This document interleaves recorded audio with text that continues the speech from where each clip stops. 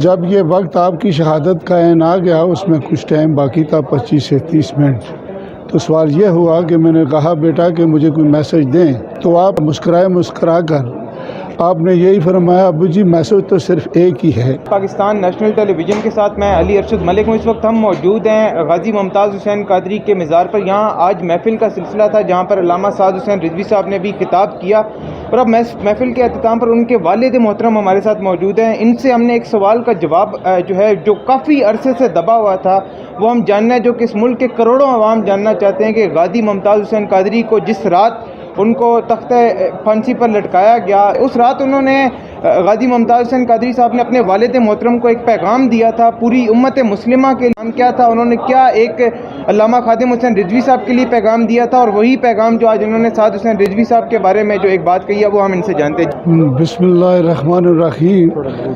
قاضی صاحب کا جی پیغام ایک ہی ہے جو پیغام آج پوری دنیا امت مسلم دیکھ رہی ہے۔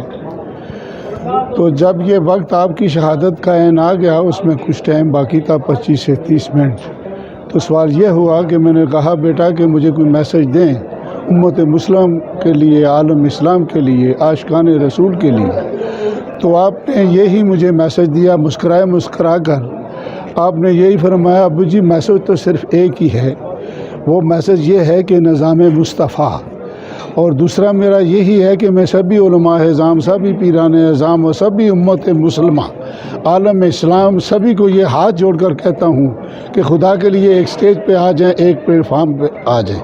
آپ جیت چکے ہیں، وہ ہار چکا ہے۔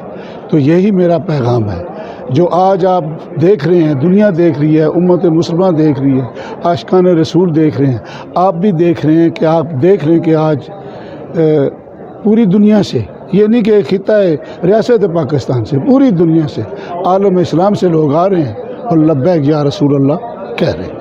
اچھا، ایک اور چیز آخر میں ہمیں بتا دیں غازی صاحب کے بارے میں، ان کی ذاتی زندگی کے حوالے سے بتا دیں کہ بچپن میں سے ان کو یہ اسی طرح سے محفل سجانے کا، حضور کا جو ہے پیغام پہنچانے کا، نعت شریف پڑھنے کا شوق تھا۔ آپ کو پہلے بھی یہ بتایا کہ انہیں کچھ معاملات، کچھ باتیں ایسی ہوتی ہیں جو شعر آدمی نہیں کر سکتا، اللہ تعالیٰ کی ناراضگیاں ہوتے ہیں۔ ممتاز حسین قادری وقت کے ایک بہت بڑے ولی تھے، پیدائشی ہی ولی تھے، اور ان کی عادتیں یا ان کا بیٹھنا، اٹھنا، کھانا پینا سب گھر والوں سے الگ تھلگ تھا۔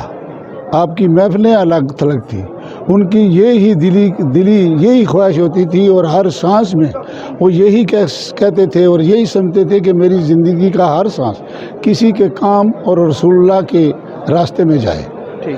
تو وہ میلاد شریف ہر روز، یہ نہیں ہے ہفتے میں ایک بار یا ایک ماہ میں ایک بار، نہیں، ہر روز وہ شام کو میلاد نبی مناتے تھے، اور چھوٹے چھوٹے بچوں کو 10 سال، 5 سال، 4 سال کے بچوں کو ساتھ لے کر بیٹھتے تھے، نعت پڑھتے تھے، ان کو بھی بتاتے تھے، پھر دعا بھی فرماتے تھے۔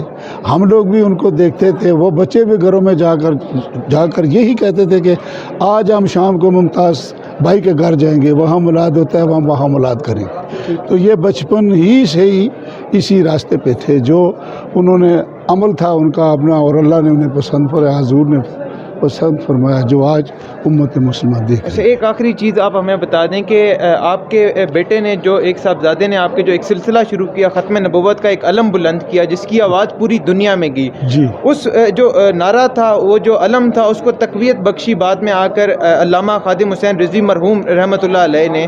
اب ان کی جو شہادت ہے، ان کے وصال کر جانے کے بعد آپ کے تاثرات کے ختم نبوت کے معاملات پھر سے ایک مرتبہ دنیا میں اسی طرح سے معاملات اٹھنا شروع ہو چکے ہیں، تو یہ تحریک اسی زور و شور سے، اسی جان سے جاری رہے گی انشاءاللہ تعالی۔ یہ ہو چکی ہے، اس سے زیادہ ہو چکی ہے، اور یہی انشاءاللہ تعالی اس میں کسی قسم کی کوئی کمی نہیں آئے گی اور نہ ہی آ سکتی ہے انشاءاللہ۔ ٹھیک ہے، سمجھے جی؟ ٹھیک ہے، ہمارے ساتھ موجود تھے غازی ممتاز حسین قادری کے والد محترم۔ آپ نے ان کو سنا، انہوں نے اپنی رائے کا اظہار کیا۔ آپ اپنی رائے کا اظہار کامنٹ سیکشن میں کر سکتے ہیں۔ اپنے میزبان علی ارشد ملک کو دیجیے اجازت۔ اللہ تعالیٰ دین اسلام اور وطن عزیز پاکستان کا حامی و ناصر ہو۔ پاکستان ہمیشہ زندہ باد۔ ماشاءاللہ۔